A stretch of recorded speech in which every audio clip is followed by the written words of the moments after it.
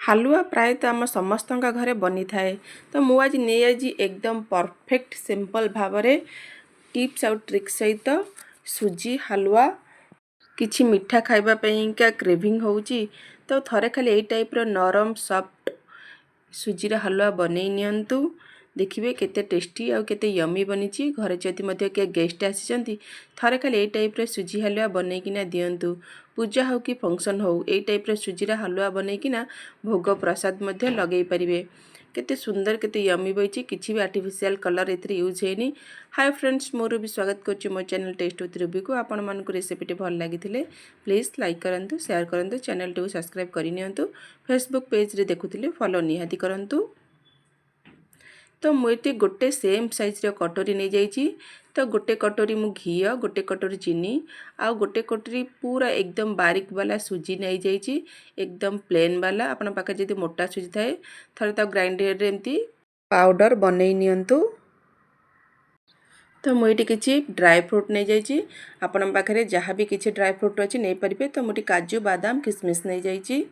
तो आउ गोटे कटोरी एमती नहीं जाइए। 10 ରୁ 12 हम मु केसर पाखुड़ा नहीं जाइए। नख उषुम एथरे क्षीर दे देइछि। अब किछि समय पाई एमती आमे भेदे कि नहीं जिबा, जोटा कि केसर सबुतक कलर रा जेमती क्षीर रे मिसी जिवो एमती मिक्स करि दियंतु।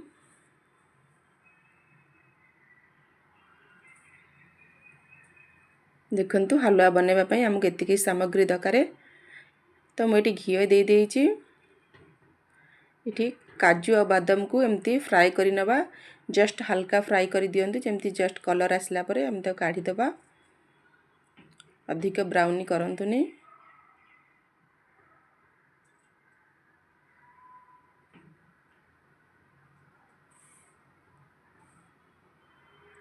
किसमिस को मध्य एमती भाजी दबा।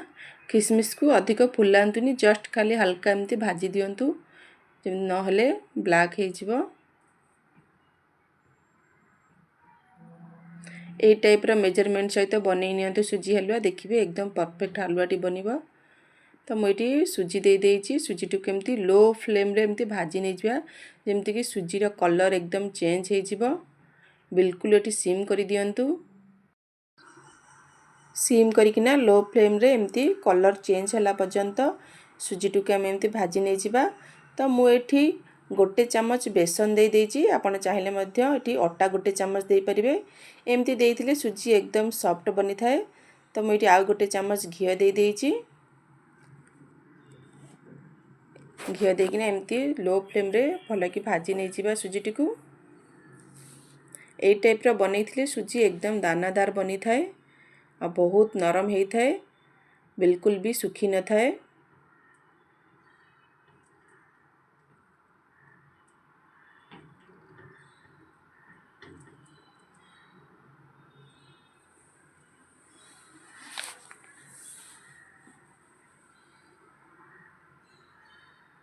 मुझे आउ गोटे चम्मच भलिया हम 2 चम्मच हम घी दे देइछि।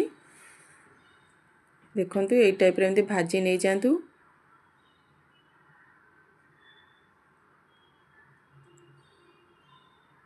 देखंतु आम सुजीर कलर एकदम से चेंज हो गलानी। सुजीर मध्य घी एकदम छाड़ी गलानी। देखंतु घी मध्य बाहरी गलानी। सुजी एकदम बढ़िया से भाजी हो जाइछि। तो मु गोटे कटोरी सुजी नैथिली। तो सेथिरे मु 3 कप एबे पानी दे देबी। जो थरे आपण माने नैथिबे सुजी सेम कप रहू बाउल हो 3 कप पानी दे दियंतु। नख उषुम पानी दे थाए तो दे परिबे, बहुत बढ़िया। ए टाइप रो करिकिना मिक्स करि दियंतु। सुजी देखंतु आमे गोटे कप देइथिले तो फुलिकिना से 2 कप हे गेलानी। तो सुजी हमरो बिल्कुल भी कुक हो गेलानी। परफेक्ट कुक हो जाइछि हमरो सुजी। तो एठी हमें चीनी दे दबा।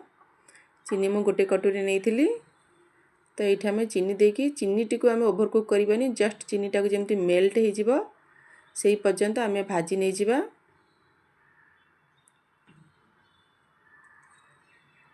ए टाइप रो ट्रिक सहित बनांतु। देखिबे सुजी बिल्कुल भी आपण सुखा पड़िबनी। तो एठी देखंतु हमर घी बाहरी गलानी। एठी मु गैस टी को बंद कर देइछि। एठी मु ड्राई फ्रूट देइथिली जेतिके भी मोरते काटिकी नबार थिला मु सेतिकी दे देइछि। आउ किछि गार्निशिंग पेंगे मु रखिछि। तो ये मु आम जो केसर वाला पानी ये देदेबा बिल्कुल ये गैस बंद कर दिंतु आम कड़ईटी गरम अच्छी तो ये जो केसर वाला जो क्षीर से ऑटोमेटिक अब्जॉर्ब कर नब घी देखो आम सबुतक ये पाई जाइए मझिरे देइथिले घी तो ये एमती गोटे चामच हम ऊपर एमती बुलाई दिंतु देखो केते सॉफ्ट मुलायम आमर हो जाइए रेडी हो जाइए आमर सुजीर हलवा तो मुझे किसी गुजराती गुंड दे देइथिले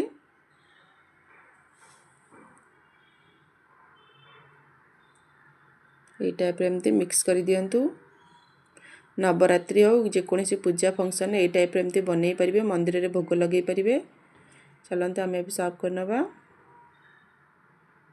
देखंतु रेडी हो जाइए आमर गरमा गरम सुजीर हलवा आपण मैंने घरे ट्राए करंतु खाओ पिओ मौज करो थैंक यू।